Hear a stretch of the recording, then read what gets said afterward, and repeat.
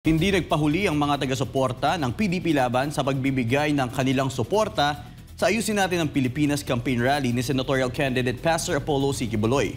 Ang mga residente ng Tondo, kabilang ang mga magulang na umaasang mapapabuti ang kinabukasan ng kanilang mga anak at mga kabataang nagsusulong ng pagbabago, ay nagtipon para makinig sa mga mensahe ni Pastor Quiboloy. Si Cherry Light magbabalita.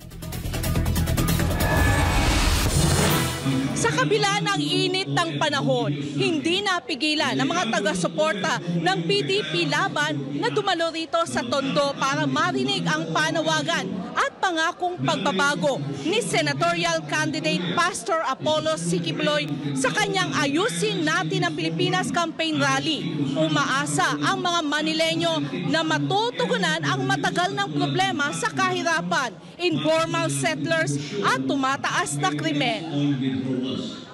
Sa kabila ng mga hamon na kinahaharap ng Maynila mula sa kahirapan, pagdami ng informal settlers hanggang sa tumataas na kaso ng krimen, umaasa ang mga Manileño na mayroong bagong leader na makapagbibigay ng tunay na solusyon. Isa sa mga hinahanap nilang leader ay si Pastor Apollo C. Quiboloy. Bilang kabisera ng bansa, tinitingnan ng mga residente ng Maynila si Pastor Quiboloy bilang isang natatanging leader na may kakayahang magtulungan at magtaguyod ng pagbabago sa kanilang komunidad. Ayon sa kanila, ang pamumuno ni Pastor Quiboloy ay hindi lamang pangako, kundi isang konkretong hakbang patungo sa mas maayos na bukas.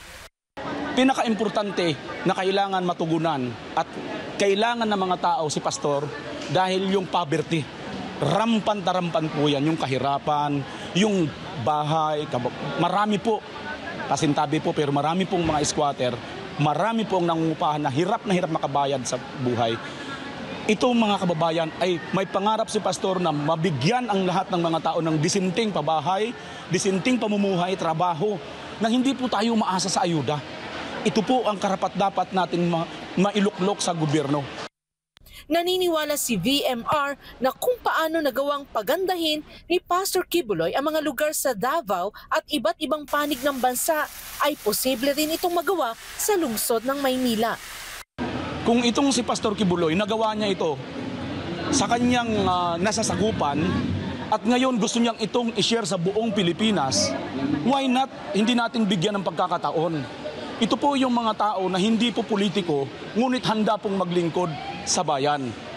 Nakaalay ang kanyang buhay. Ngayon, nakikita po natin na alam naman po ng karamihan ang ginagawa po sa kanya. This is political harassment, political persecution.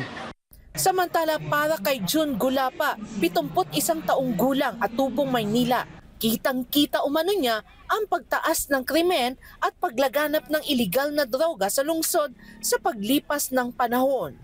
Parang wala nang takot eh. Kasi minsan nakadroga.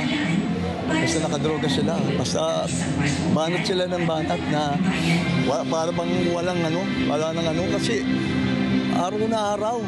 Kasi pag siguro naka-take ng ganun, madilim na paningin nila. Ayan ang mga naano namin kasi buong Tondo kami. Nag-aano kami riyan eh. Nalalaman namin sa mga tao pag na-interview namin sila.